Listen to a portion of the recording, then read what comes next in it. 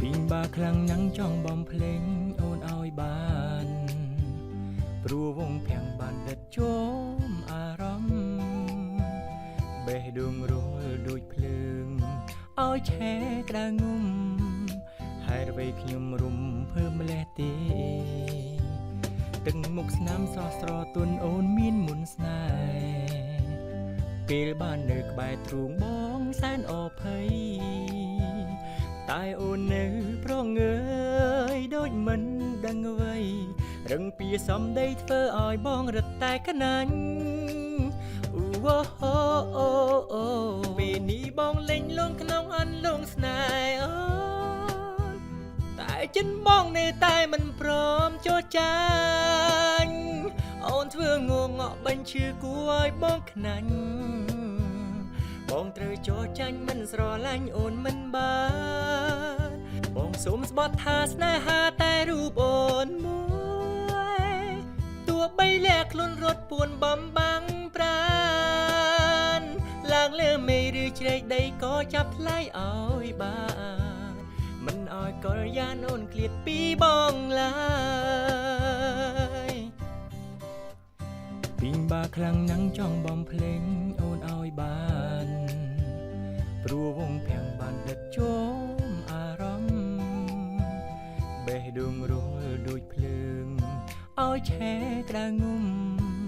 ហើយអ្វីខ្ញុំរុំភើម្លេះទេទឹកមុខស្នាមសោះស្រទន់អូនមានមុនស្នេហ៍ពេលបាននៅក្បែរទ្រូងបងសែនអភ័យតែអូននៅប្រងើ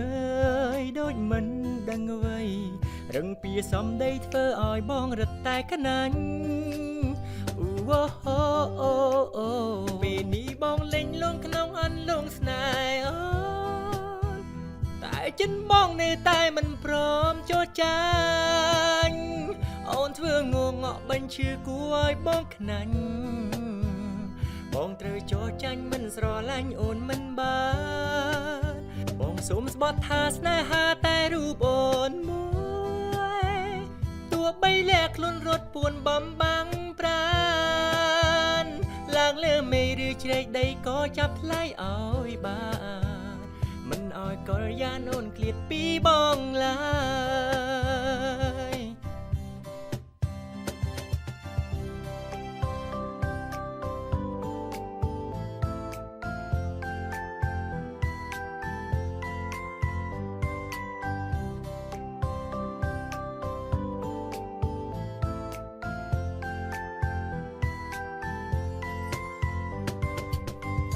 តាហេតុអ្វីទៅ